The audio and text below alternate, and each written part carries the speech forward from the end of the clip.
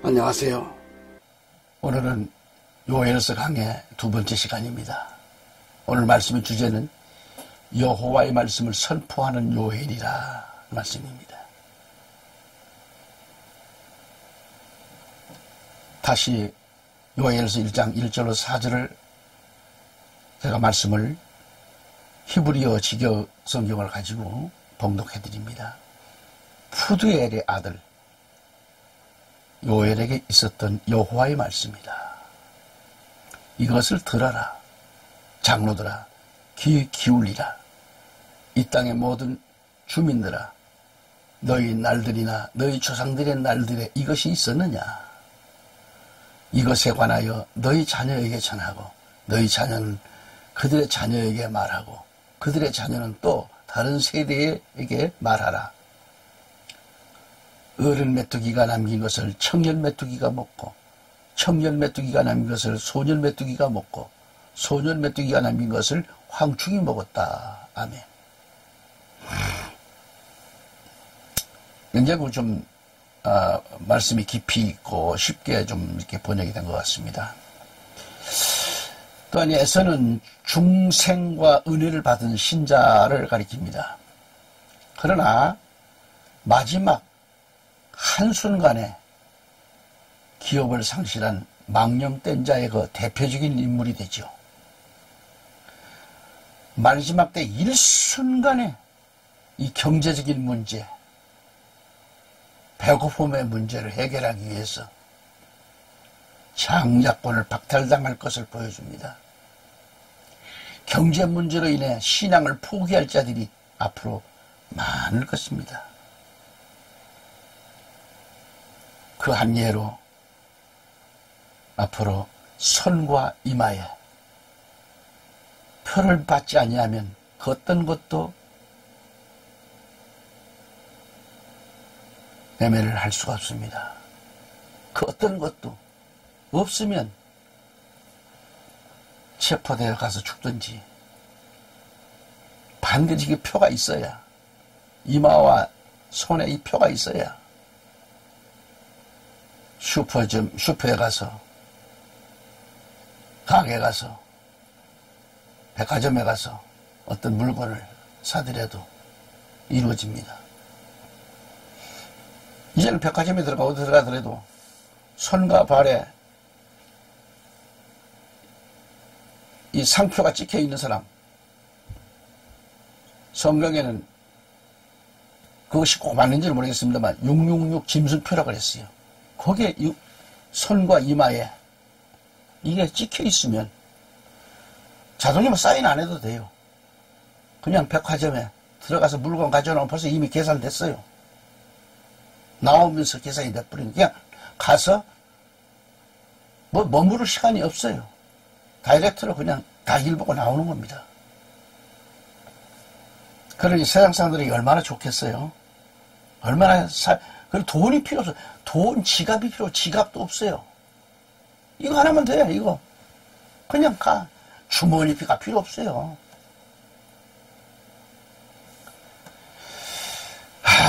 그래서 경제적인 이 문제로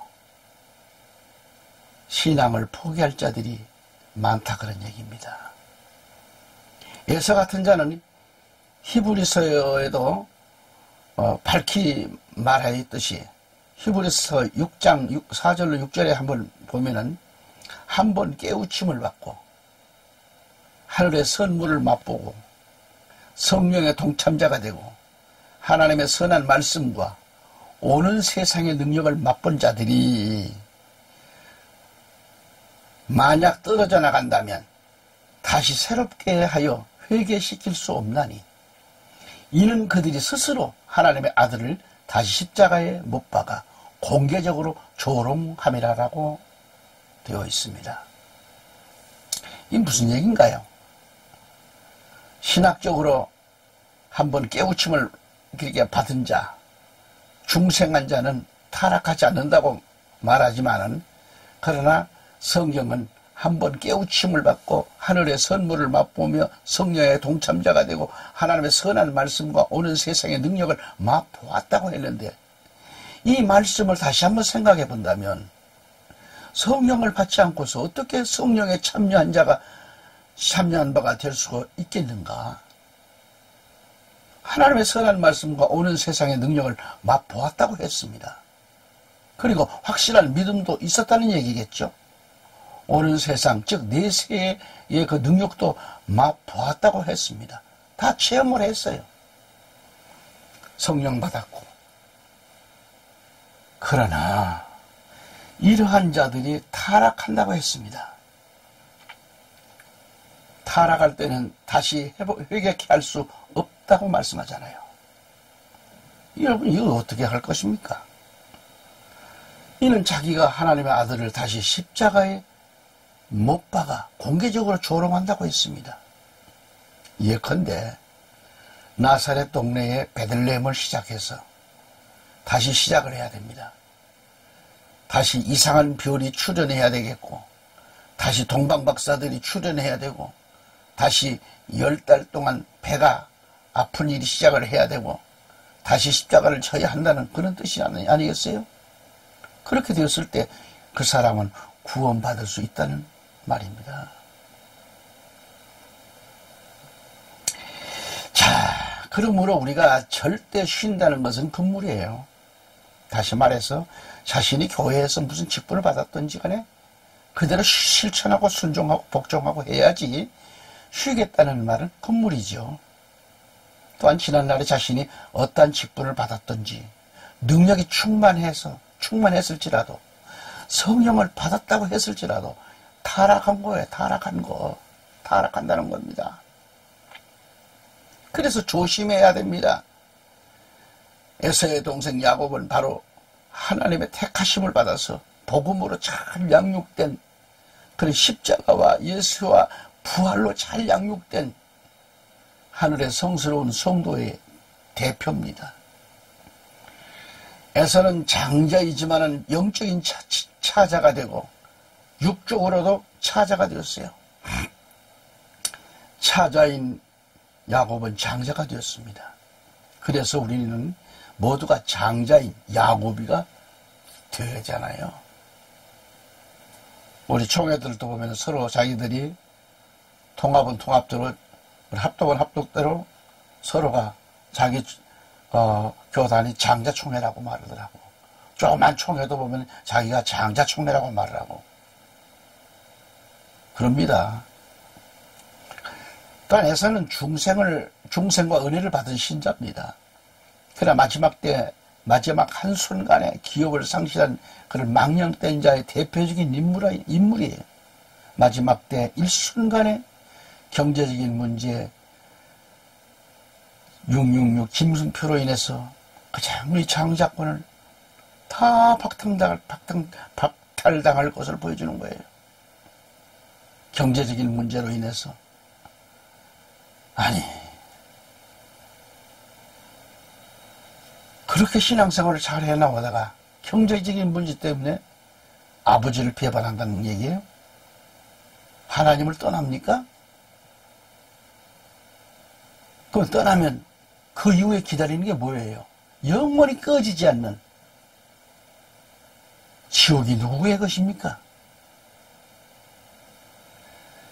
그러니까 에서 같은 자는 히브리서에서도 밝힌 말하였듯이 위에서도 말씀드렸습니다만 다시 한번 언급을 한다면 히브리서 6장 4절로 6절에 한번 깨우침을 받고 하늘의 선물을 맛보며 성령의 동참자가 되고 성령의 하나님의 선한 말씀과 오는 세상의 능력을 맛본 자들이 만약 떨어져 나간다면 다시 새롭게 하여 회개시킬 수 없나니 그랬어요.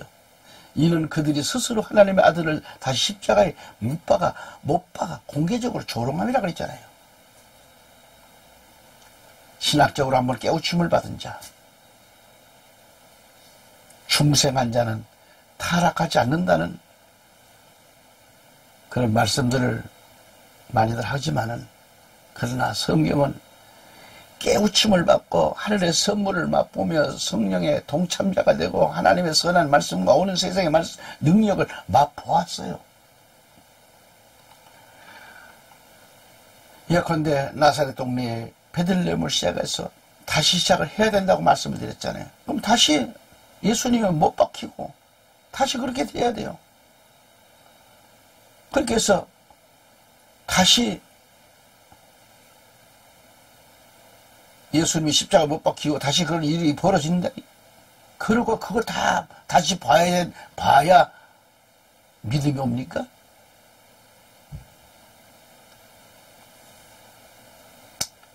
지난날에 자신이 어떠한 직분을 받았든지 능력이 충만했을지라도 성령을 받았다고 큰소리 칠지라도 타락한다는 거죠. 그래서 조심해야 된다는 얘기를 다시 반복해 드리는 겁니다.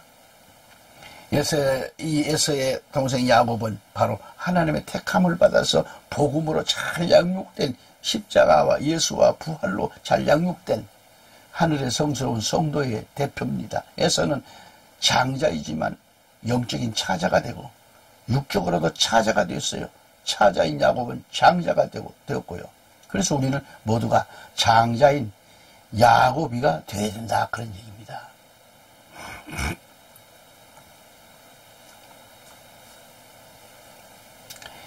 창세기 25장 26절을 보면 이삭이 60세에 두 아들을 낳았는데요. 60세에 등남을 한 겁니다. 등남을 했다 그러죠. 아들을 낳는 걸. 노아를 보면 600세에 종말을 맞이했습니다. 하나님은 여섯째 날 사람과 짐승을 만들었음을 봅니다. 오늘 본문에서 이삭은 60세의 아들 둘을 등남했어요.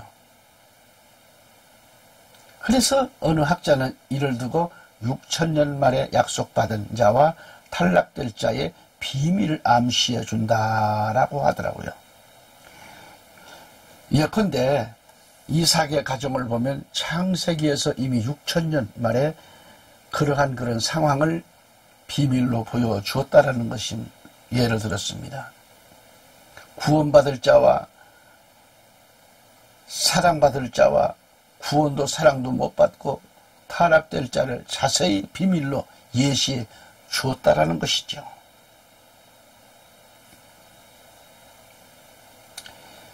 또 야곱이 장막을 떠나지 않고 어머니의 그 치맛자락을 잡고 왔다 갔다 한 것은 교회를 떠나지 않는 성도가 교회에서 참으로 성스러운 생활, 바로 영적인 신앙생활을 하고 있다는 뜻을 말합니다.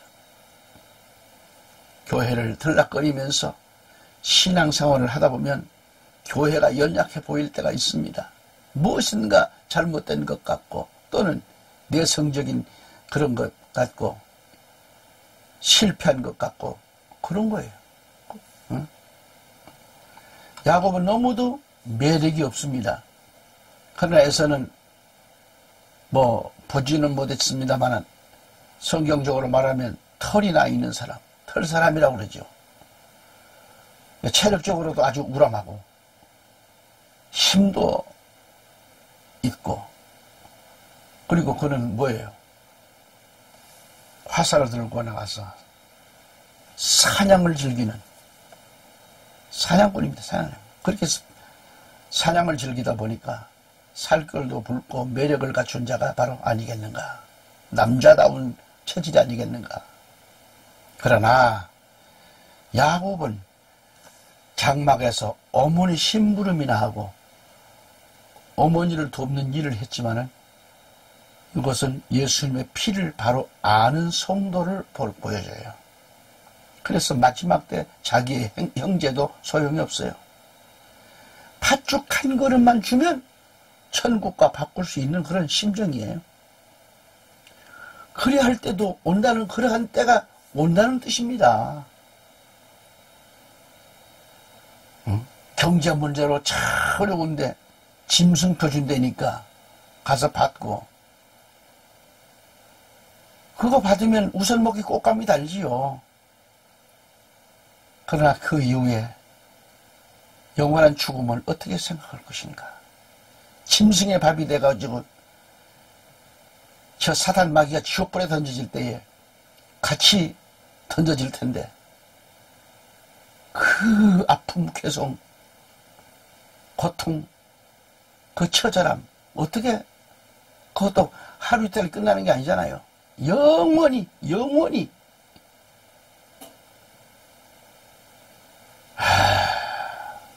저는 목사지만은 이 말씀 한 구절 한 구절을 읽을 때 깨닫고 정말 목회자는 말도 잘해야 되고 하나님 말씀에 써서 말씀을 바로 선포해야 되겠다는 것이죠. 잘못 말한 책임을 어떻게 할 것인가.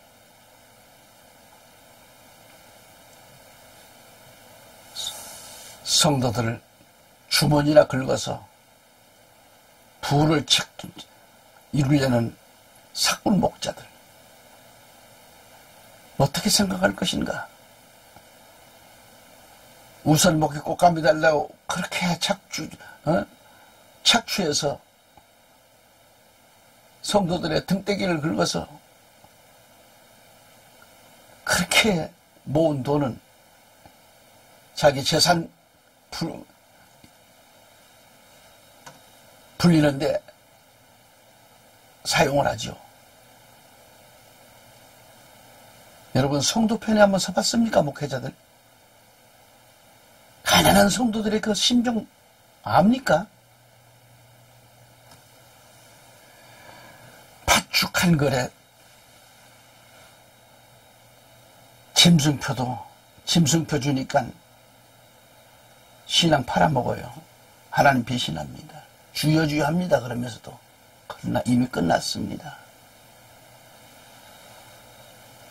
팥죽 한 그릇만 주면 천국과 바꿀 수 있는 심정? 그럴 때가 온다는 거예요. 그러한 그림자를 우리에게 보여주고 있는 겁니다. 그때 참지 못하고 하늘의 기업을 팥죽 한 그릇에 팔아먹는 것. 이 얼마나 가슴 아픈 일입니까? 억울하지 않습니까? 지금까지 신앙생활을 해오는 것. 하늘의 기업, 저 천국을 짐승표를 받고 잠시 육신의 생각, 육신의 양식을 취하는 자들의 그림자로 보여준 것. 여러분, 이러한 자들은 아무리 회개한다고 땅을 치고 통곡하고 그때 가서 통곡해봐도 구원이 없습니다. 이마에나 손에 경제수단이 짐승표를 받은 자들은 구원이 없습니다.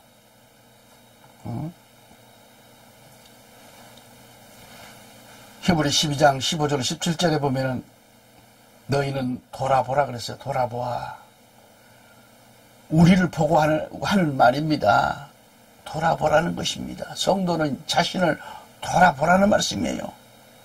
하나님의 은혜에 미치지 못하는 그런 자가 없도록 열심히 돌아보고 또 쓴 뿌리가 나와서 너희를 괴롭게 하거나 혹 그것 때문에 많은 사람이 더럽혀지지 않도록 하라. 음행하는 자나 한 그릇 음식을 위하여 장자 상속권을 판 에서와 같이 속된 자가 없도록 하라. 너희가 아는 바와 같이 그 후 그가 축복을 유업으로 받으려고 했을 때 거절당하였으며 눈물로 간절히 구하였지만 회개의 기회를 얻지 못하였느니라고 하신 이 말씀 말이죠. 정신 바짝 나는 말씀입니다. 에서는 장자의 상속권을 팥죽 한 그릇에 박탈당하고 아버지를 찾아와서 울며 몸부림치는 그의 모습을 우리는 어떻게 받아들여야 되는가? 그래서 한번 생각해 보세요. 에서는 눈물을 흘리면서 아버지 저는 에서입니다. 내게도 축복하여 주옵소서. 그렇게 애원을 하고 울 때에 아버지는 한마디로 뭐예요? 없다는 것입니다. 조금만이라도 달라고 울며 불며 했겠지요. 아니 찌꺼기라도 좀 달라고 했겠지요. 그러나 뭘 달라 했든지 간에 한 번 축복권이 건너갔으니 그 일은 안 되는 겁니다. 오늘은 여기까지도 말씀을 들으셨습니다. 끝까지 말씀을 애청해 주신 국내외 구독자 여러분, 애청자 여러분, 오늘도 내일도 주 안에서 주님 오실 그날을 바라보며 준비할 수 있는 성도들이 목회자가 되시기를 주님의 이름으로 간절히 기원합니다. 감사합니다.